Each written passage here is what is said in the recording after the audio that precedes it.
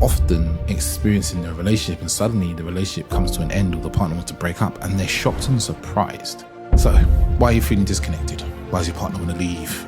The most common problem why people's relationships are not connected is when you're just going along with the flow of the relationship, you're actually going along the flow of your fears, your worries and anxieties. If you don't consciously create something, your fears, it will continue to move that thing forward. So things that can affect multiple areas that you can do yourself as a man. The first one is, and that right there is life-changing.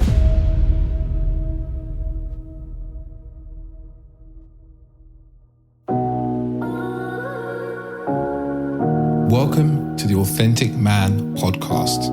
I am your host, David Chambers. This is a podcast for men who want more and less from life. More deep connection, more emotional intelligence, more self-awareness, and more great sex. And less heartache, less conflict, less overthinking, and less stress. Creating dating lives, sex lives, and relationships that are incredible and authentic. My deepest goal is that you, the listener, can take away what you hear in this podcast and apply it to your life so that you can experience greater happiness, transformational growth, deeper relationships, and profound sexual intimacy. I believe that as men, we are capable of so much more depth than we are shown or led to believe. So join me as we get deep into this.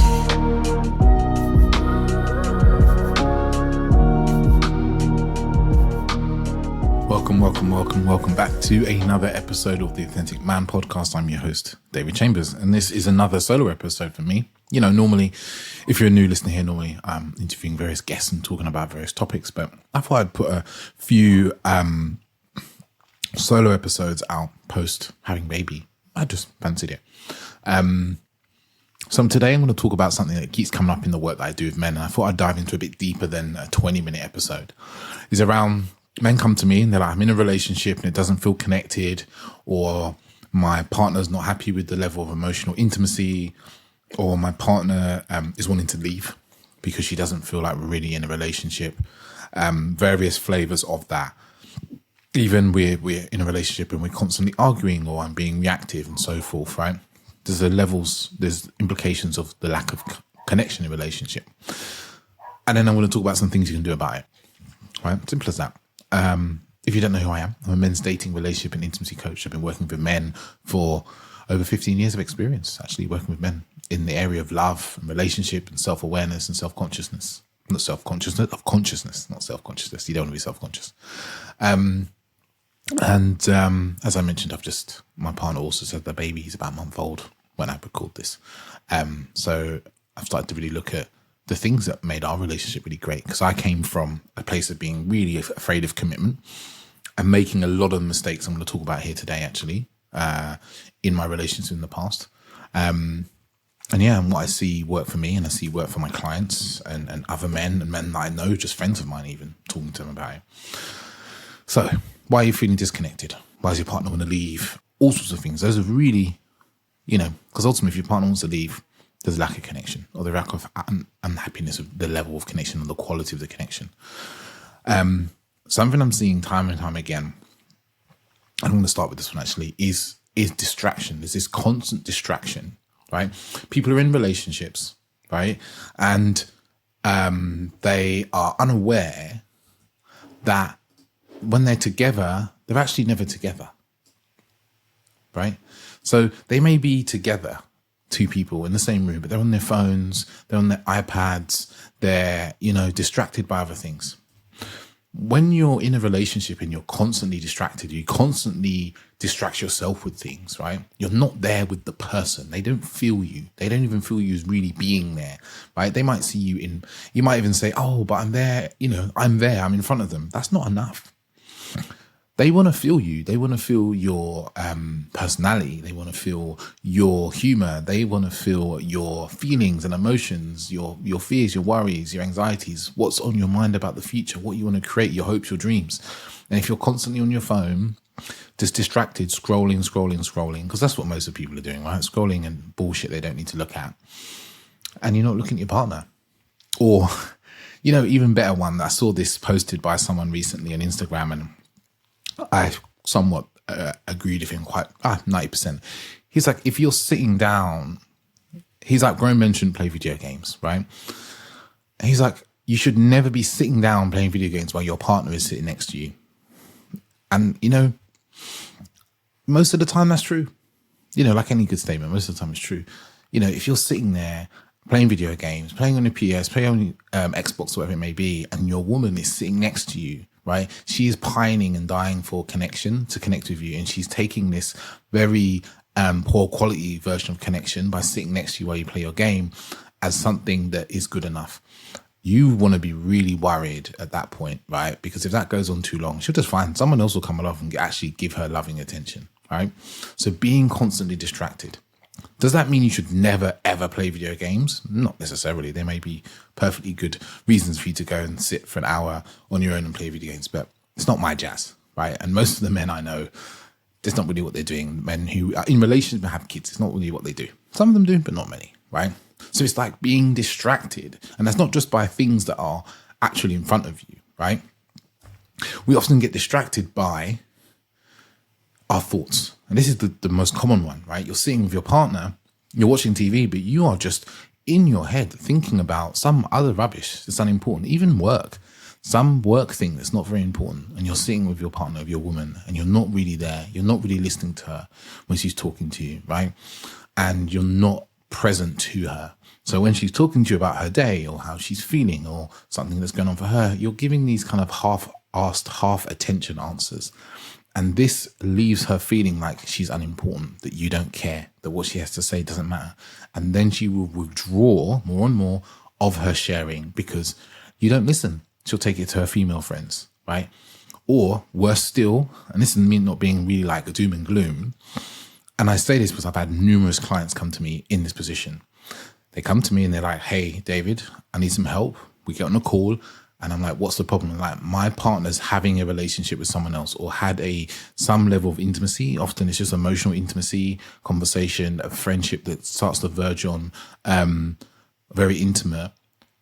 And it always comes down to the same things. They were not providing a level of emotional intimacy and connection with their partners, to their partners, right? Or in the relationship, shall I say. And their partner seeks it elsewhere, which is, fair enough. So that's something you really want to chew on and thinking about, right? Another one that I see a lot with guys is overworking, just plain overworking. They're working so much that all their energy goes to work and none of their energy is going into the relationship, right? So when they come home, they got no energy. On the weekend, they got no energy. So that means that your partner's basically getting the dregs of who you are as a person. She's getting the leftovers, or the dregs are basically what's at the bottom of the wine bottle. Oh, that's what I was taught. And that's what she's getting of who you are and your energy, right? And that is really going to put her off over time, right? Especially if you're in a relationship with a woman who has standards and wants things to happen and wants a life and feel like connected to and so forth. So like just giving those dregs is a terrible, terrible thing to do. Another one connected to this overworking is actually not creating time to actually be together, right? To actually not actually spend any time together. And I know this is really easy to do. You imagine my household now, we've got small babies, 1 month old. I'm back at work. Also's not working yet, but I can envision in a point in 6 months time, 6 months time, and also starts working. We're going to have to be really mindful on this point, right? Because it'd be really easy just to be ships passing the night where, okay, I'm going to look after the baby. I'll take him off her and she works. I work. We're working at the same time. Baby's at nursery or something like that. And, are we even together, right? Are we spending time together? Are you leading, like making suggestions to spend time together? That's also a really good question to ask yourself, right? In there as well. Another point here about lack of connection and why there's lack of connection in your relationship, right, is something that comes up quite often with the men that I work with, is actually a fear around intimacy and closeness. And in this context, when I say intimacy, I'm not thinking of intimacy in terms of sex. I'm going to talk about that later on. I'm talking about intimacy in terms of closeness. So they feel really uncomfortable with having someone feel really emotionally close to them, right? Like being close to their feelings and emotions, and vice versa. They struggle to listen to their partner's feelings and emotions. And I've had a number of men when I talk to who are in my programs, and they're like, my partner comes home and she has all these feelings and it's a bit overwhelming for me. So I just kind of shut down the conversation, or I avoid it, or whatever. And over time, the reason why they're in a program is because there's some sort of issue in the relationship, right? And it's usually this: we're just pushing someone away, right? Where we fear closeness and intimacy, we push it away, right? And we're not just pushing it away; we're pushing our partners away, right? So it's something to really look out for. This next one is something that I was chronically bad at doing, right? Is a lack of showing appreciation for your partner. Or between you, this can go both ways. There's no appreciation shared, not sharing the, hey, like gratitude and appreciation and even love, like shows of love, right? Between you. When we don't do this, we really are creating a very barren foundation of our relationship. There's just like a very lack of energy that's shared, like positive energy that's shared. Because when there's a lack of appreciation, right, the appreciation dips, right? And you've always got criticism or issues or problems that get raised, because every relationship has them and they have to be raised. But when there's no appreciation underneath them, your relationship starts to feel super negative, right? And if it starts to feel really negative, you pull away, or they pull away, or both of you start to talk less about things to avoid things, or one of you starts to talk less about things to avoid things. So it's really important to show and express appreciation. It's something that I really practice myself because it doesn't come naturally to me. It actually feels really awkward for me. And a lot of men that I speak to, it's like, I feel really weird to be saying thank you to my partner for dinner, or telling them how amazing dinner tasted, or whether it is like, because what we often do is we, the things that we expect become expectations, and we stop being appreciative for them. And when we stop being appreciative of the expectations, and more things go into our kind of relationship expectations, we're not appreciating our partner from, and then we start taking those things for granted, and resentment gets built out of those. It's a wonderful little equation or flowchart, whatever you want to call it. And this is why appreciation is so important. And I see, again, this is my work. I'm in people, in their relationships, talking about it. It's this constant thing of lack of appreciation, lack of showing of love, lack of acknowledging what one partner's doing for the other. And I'm talking to the men, but, if you're a woman listening to this, it doesn't, it's no different. It's so important to acknowledge a man for what he does. Even not just what he does. I know I said what he does, but also acknowledging your partner for who they are. Like, for who they are, for being caring and kind and generous and thoughtful. Those character traits that you love about them. Like acknowledging that in your partner, saying to them like, hey, I love the way that you're always thinking of me, looking after me, or you're caring for us, caring for the family, going above and beyond, being selfless, whatever it is that you see, right? But like really taking the time every week, every day to like just acknowledge something, be grateful for something. It just goes such a long way. What else do we have down here on my little list? Not sharing experiences. Experiential intimacy is a really important part of a relationship, which is you have experiences that you create together. So that might be holidays. That's an experiential piece of intimacy, but it can be tiniest things like going for a walk, going for dinner, going to a play, right? And what this requires of you is to put energy and desire into creating something. And even better if you create something that A is something you both love. Right? B is something you both haven't tried that you may love, that you're interested in doing. Or C, that she really loves, right? I know D is also a possibility, something that you really love that she's not that really into. But it's very easy if you do too much of D, then these experiences are not really about the two of you. It's just about what you want to do. And you become one of these dudes that's just like taking your partner along to the things you want to do, right? It's just really important to create experiences that create memories. Like also my partner, her mother loves that phrase, creating memories. And it's a really important one, to create memories in your relationship, because if you do not create memories in your relationship, you know, over time, you kind of look back and be like, well, what's going on in our relationship for the last 2 years? We haven't experienced anything together. There's no feeling when we look back and scan like emotionally back through the relationship. It's just this kind of barren land of monotony and routine. And you may say, oh, we've got children and it's not so easy. No, it isn't. So you got to be more committed to the relationship and making the relationship better, and not just allowing things to just completely fall away. And some of this was going to be about really holding boundaries and holding the intention of your relationship, even when your partner doesn't want to. You know, it might be to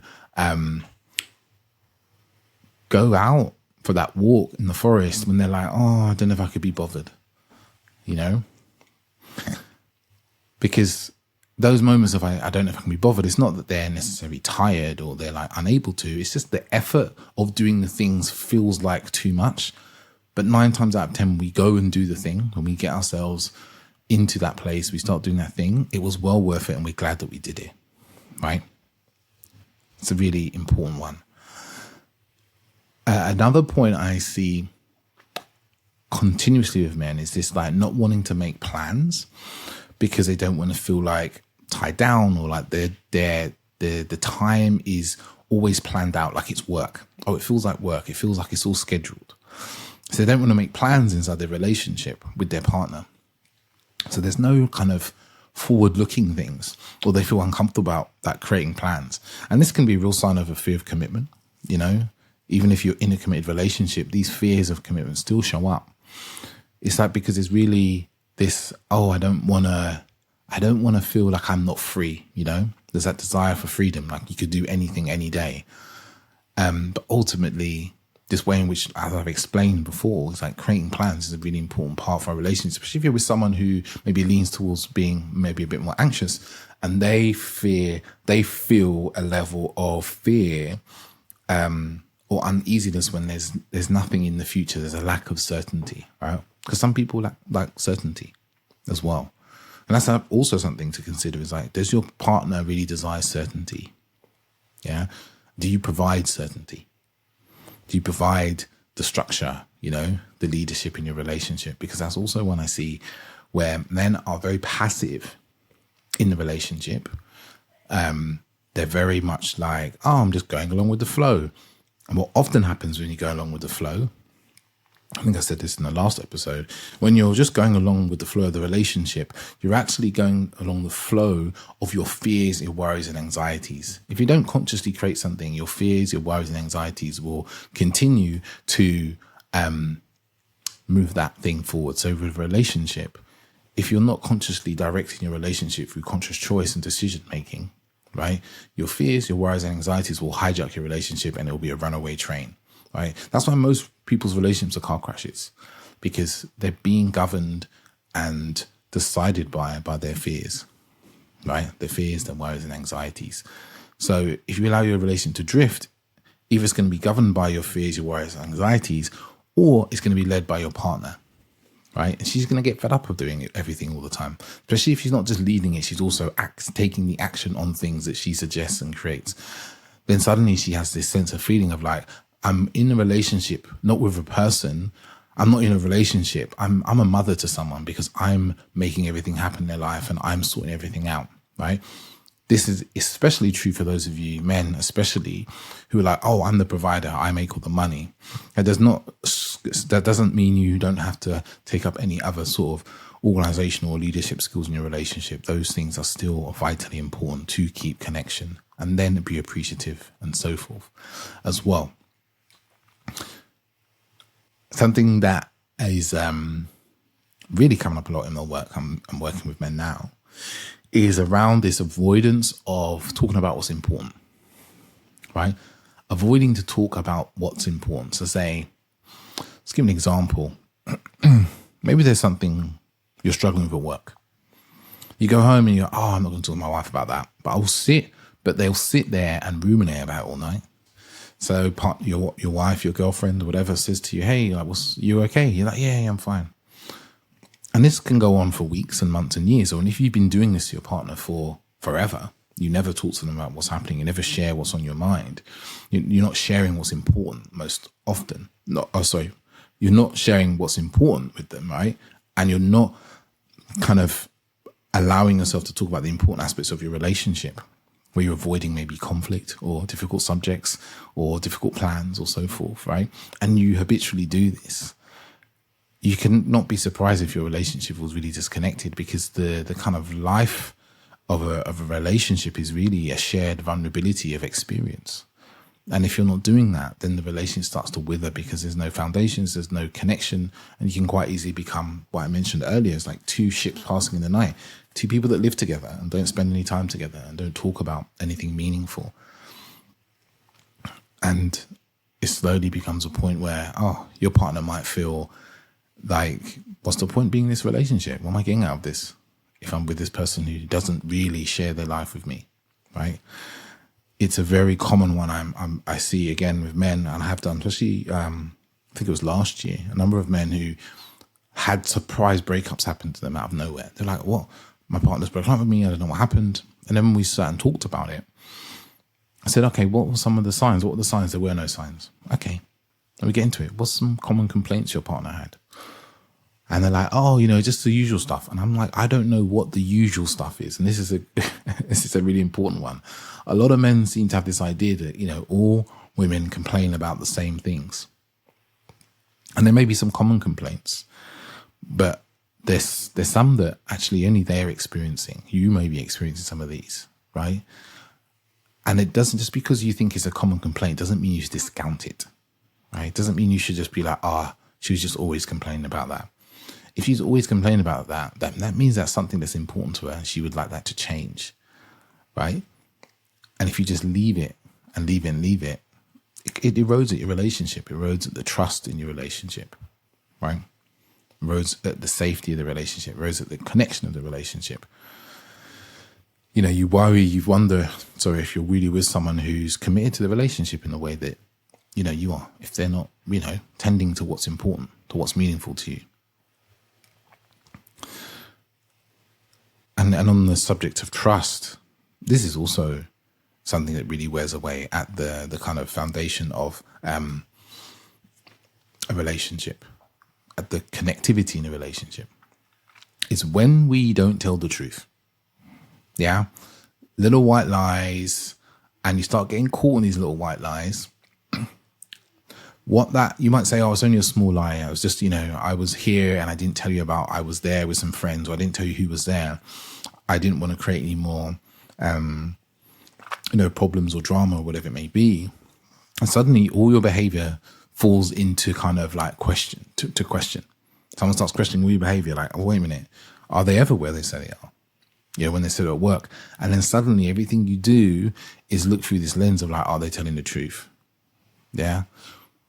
And that's a really common one I see with guys, that telling the truth, lying about their past even, because they believe that if I tell the truth about my past, if I tell the truth about, I don't know, man, people they've slept with, or time they got fired, or even their own child and stuff like that, the person's going to criticize me, or they think worse of me, or so forth, right? So they lie about it, and it later comes out, and it causes all manner of problems, because, these sorts of lies, unless it's really, you bring it up, you say, hey, there's something I lied about.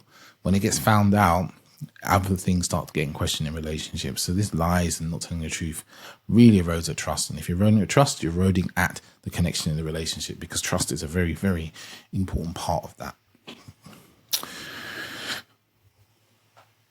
Another thing that, I keep saying another thing, but there's something else that comes along, and I see in people time and again, is they have this very fixed view of what a relationship should look like. Sometimes they're not even aware that they have a very fixed view of what a relationship look like, because they just are like, this is how all relationships are. And then they find themselves in a relationship, and they're not evolving their view on relationship, on say the roles, or even like what or who should be talking about what.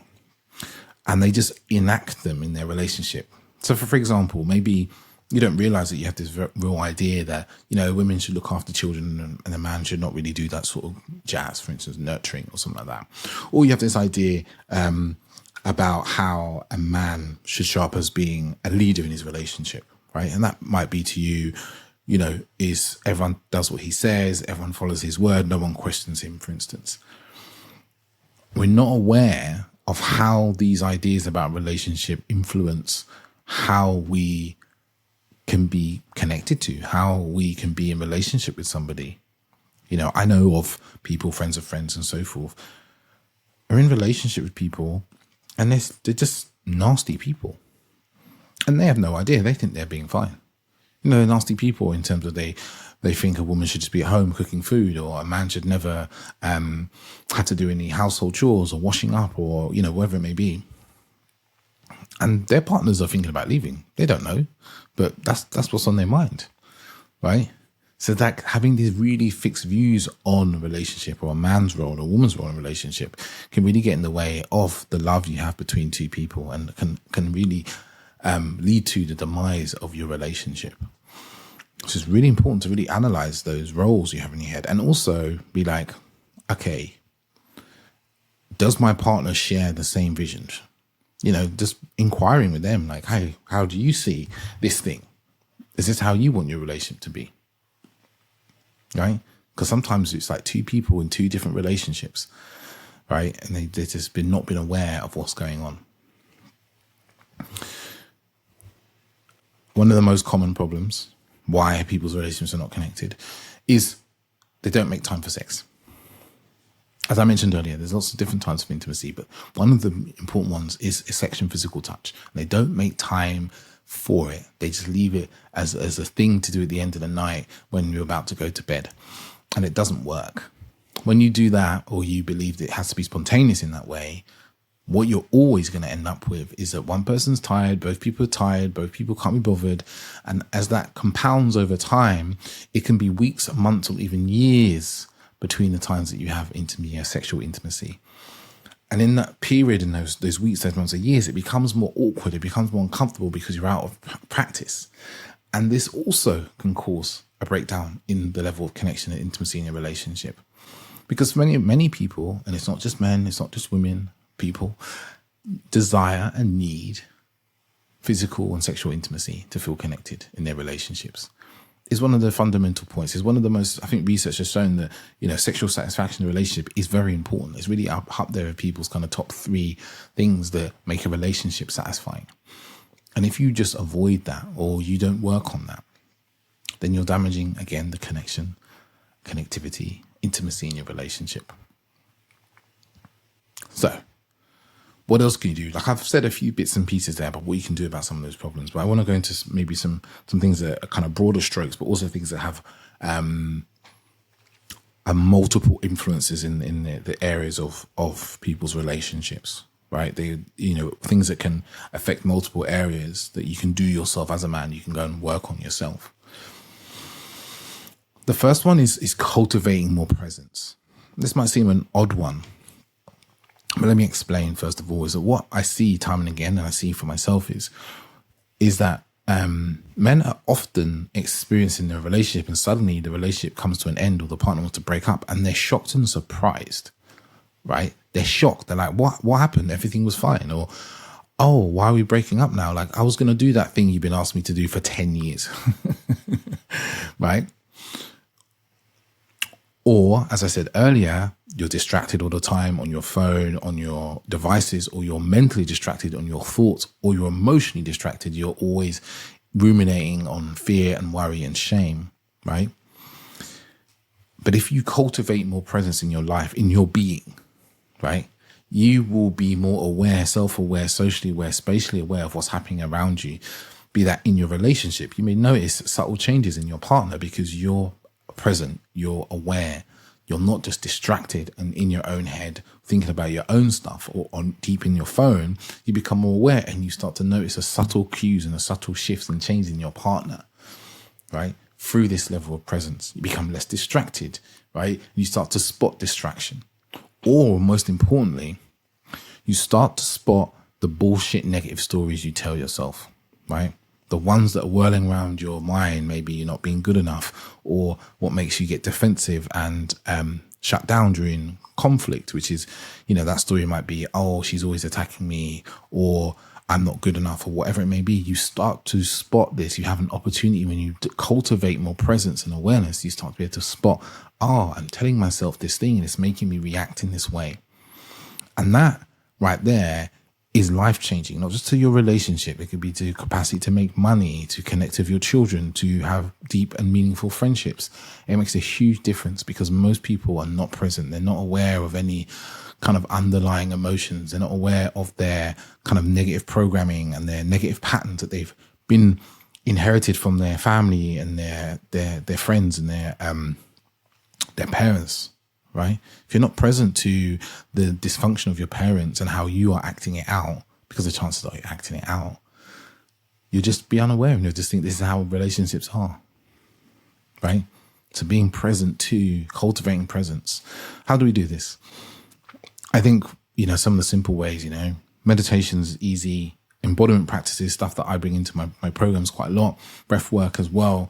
And sometimes just sitting and observing your thoughts can be a really, it's terrifying. I can hear some of you through the microphone, finding how terrifying it would be to sit with your thoughts for minutes and hours on end, right? But doing that creates an intimacy between you and your thoughts and also gives you some space. Instead of reacting and being in the kind of whirlwind of your thoughts, you get to observe them like, oh, look, I constantly have this thought about that I'm a piece of shit. How could that be affecting how I kind of react to people when they, give me some feedback in some way? Or how could that cause me to self-sabotage my business opportunities or my career? Right? You get present to. And it also will help with your sex life. When you're more present in sex is way more enjoyable. You get way more out of it. And I know that being present during sex is a massive, massive problem for people. It's something that I talk about in multiple of my programs because it's something that continually comes up with the men I speak to.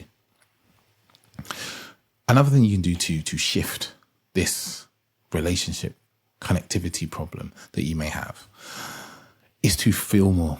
And I know there's so much of the world that's talking about men and how men need to feel more, right? And you probably hear this and you think, men feeling more, that's just going to make me really soft and I'm going to be crying all the time and so forth. Well, no, because you don't have space to be crying all the time, right? But here's the thing. If you're not acknowledging how you feel, it doesn't mean those feelings aren't happening. They're happening. They're just not being expressed, and they're not being expressed means they kind of get caught up in you and they're leaking out at other times, or you're reacting to them unconsciously, right? So that might be defensiveness is something that's coming up for me a lot with my clients. I'm going to talk about defensiveness. Partner says, hey, I'd love to go out more.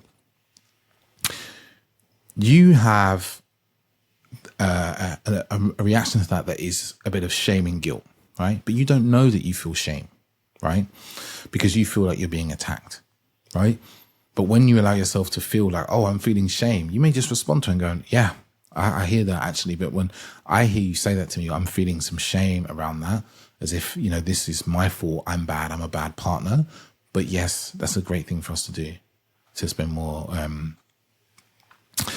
time together, right? This is some things we could do. Because if not, the emotion's still there. You just react to it and you're unaware of it, right? Or if you're feeling more, you can express more of what's happening in your day, your week, your month, and your emotions about it.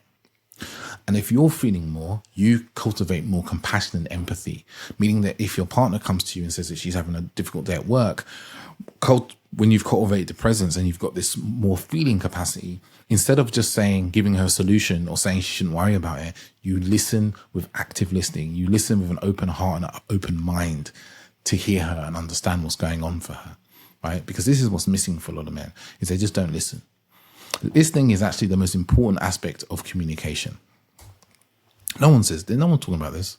Talk about how to get your needs met and express what you want and blah, blah, blah. And those are important. But listening is the most important part of communicating because it's the bit that we are most deficient in, right?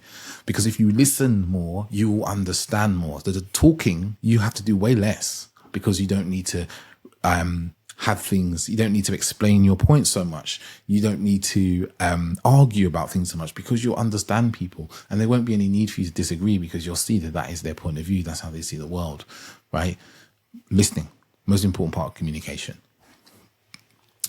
The next thing is about conflict. Relationships are a stream of levels of conflict. Yeah. I had a conversation today with one of my clients, and he was telling me about how he's recently in a new relationship, or there's beginnings of a new relationship.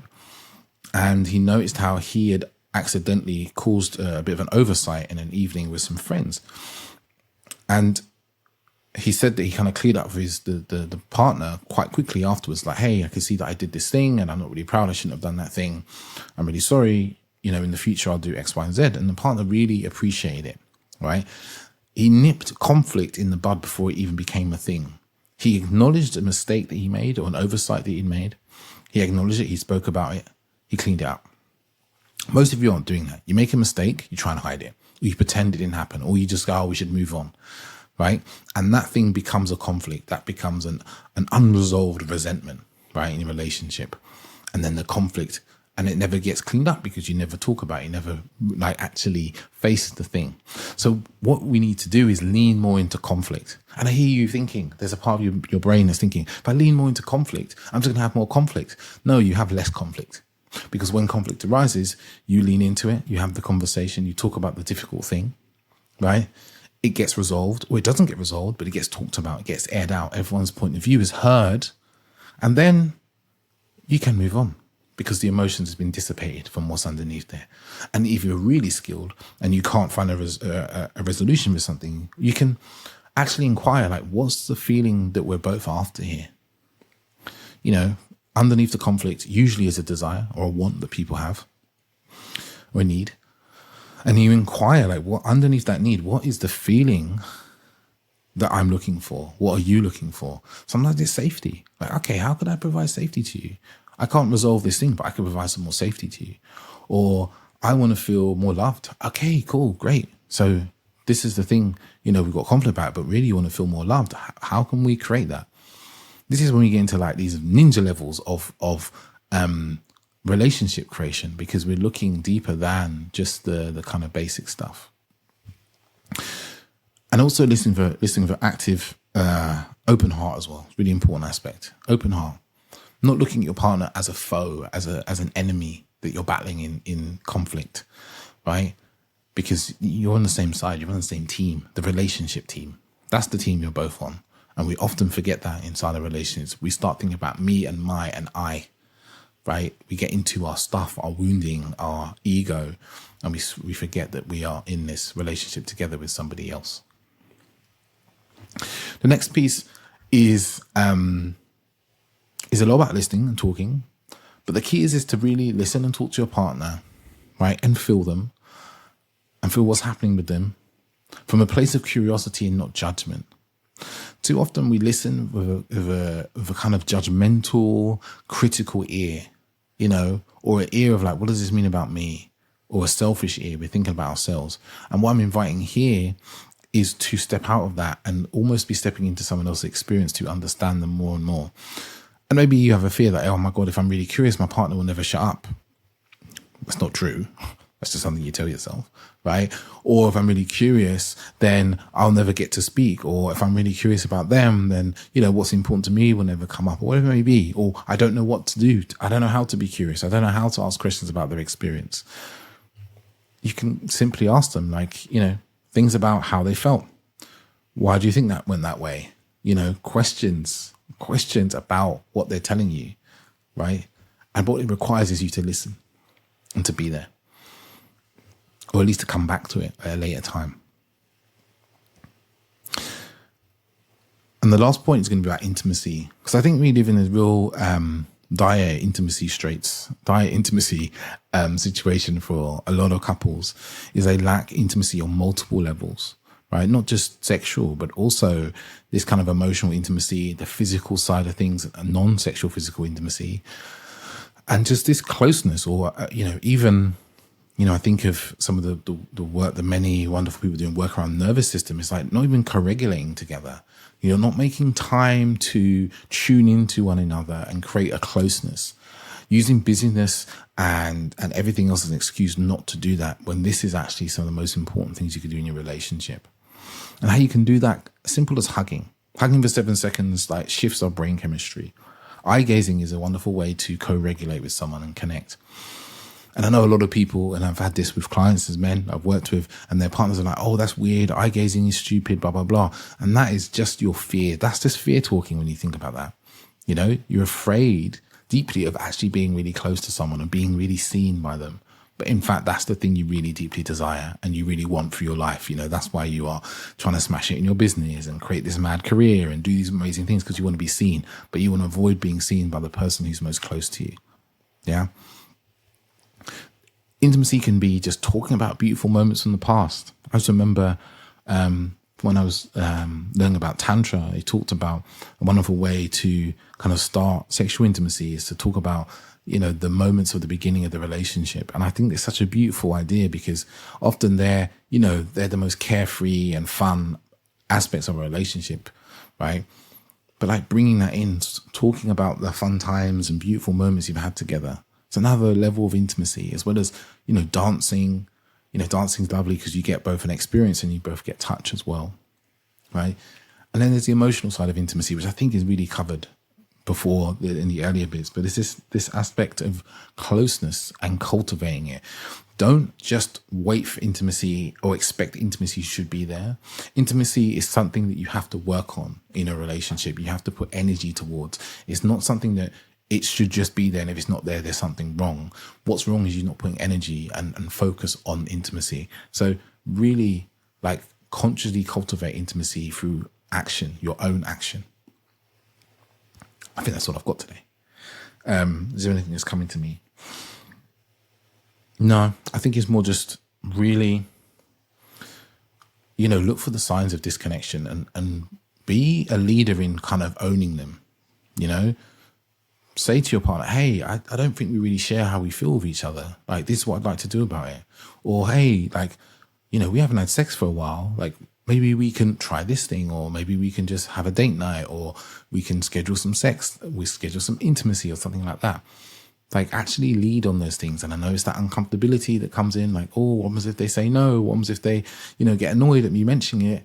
But actually, instead of looking at it from, again, you're looking from the point of view that they are a foe, they are in conflict with you. They don't want to move your relationship forward, but they're your teammate, not your adversary. Adversary. I can't say the word today, right? They're on the same team.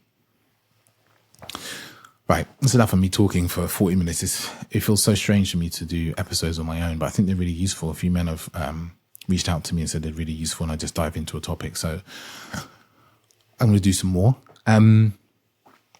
What I've got coming up, I've got a workshop coming up on the 13th, 7:30 p.m. Overcoming avoidance. A lot of the things I've mentioned here, sorts of relationship, is men who will lean towards being avoidant, avoidantly attached. I'm going to cover a lot of things like defensiveness, communication, attachments, and a few other bits around closeness and so forth in that workshop. The link is in the show notes below. If you want to come, 13th, 7:30 p.m. UK time. Would love to have you there. I hope this has been useful. If there's someone who this could be useful for, even if it's your partner, there's nothing more. I think it's beautiful to sit and listen to a podcast episode together. You learn a lot together, and you can think of wonderful ideas to do together. So if you're a couple and you listen together, well done. You guys are fucking smashing it. Yeah. Because this is what we need to do to shift and change our relationship imprints, because we didn't necessarily get imprinted with how to do relationships well, and the world is changing rapidly, so we have to take on new ideas and so forth. But I'll let you get on with the rest of your day. Thank you for being here. Thank you for sharing. Ciao. I want to say a big thank you for listening. It's people like yourself that really help get the podcast out into the world. especially if you're often sharing the episodes and the podcast with people that you feel just could do with listening, right? Can see a different way of being a man, maybe a different way of having dating lives and intimacy and relationships. So I want to say a big thank you.